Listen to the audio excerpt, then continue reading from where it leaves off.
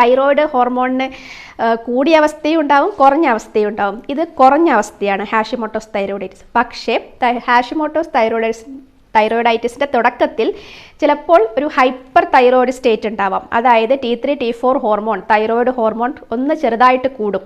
അത് കഴിഞ്ഞിട്ടുള്ള ഫേസിൽ അത് നോർമൽ ആവുകയും പിന്നീട് ഹൈപ്പോ തൈറോയിഡിസത്തിലേക്ക് പോകുന്ന അവസ്ഥയും ഉണ്ട്.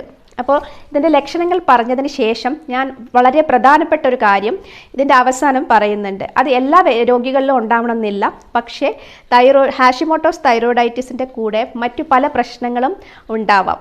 അതിൻ്റെ ഇൻവെസ്റ്റിഗേഷൻസ്, ടെസ്റ്റുകൾ എന്തൊക്കെയാണെന്നും ഇതിൻ്റെ അവസാനം പറയാം. ആദ്യം നമുക്ക് ലക്ഷണങ്ങളിലേക്ക് പോവാം. അമിതമായി ശരീരഭാരം വർദ്ധിക്കുക, അത് ഇതിൻ്റെ ഒരു പ്രധാനപ്പെട്ട ഒരു ലക്ഷണമാണ്.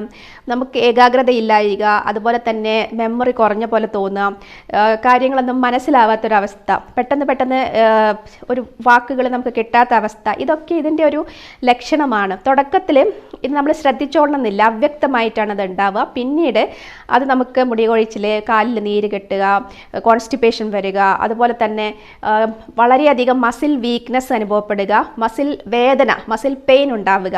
ഇതൊക്കെ വരുമ്പോഴാണ് നമ്മളൊരു ഡോക്ടറെ കാണിക്കാൻ പോകുന്നതും. ഒരുപാട് ടെസ്റ്റുകൾ ചെയ്യുന്ന കൂട്ടത്തിൽ ഈ ടെസ്റ്റും ചെയ്യും, തൈറോയ്ഡ് ടെസ്റ്റും ചെയ്യും. അപ്പോഴാണ് തൈറോയ്ഡ് പ്രശ്നം ഉണ്ടെന്ന് മനസ്സിലാക്കാം.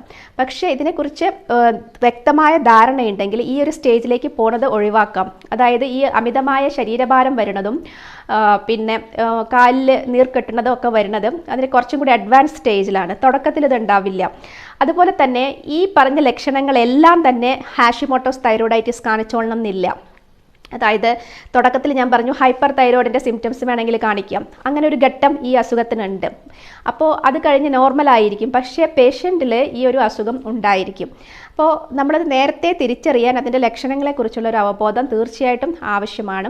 പിന്നെ യാദൃശ്ചികമായിട്ട് ടെസ്റ്റ് ചെയ്യുമ്പോൾ കാണപ്പെടുന്ന ഒന്നാണ് ഹാഷിമോട്ടോസ് തൈറോയിഡൈറ്റിസ്, ലക്ഷണങ്ങളില്ലാത്ത സ്റ്റേജിൽ.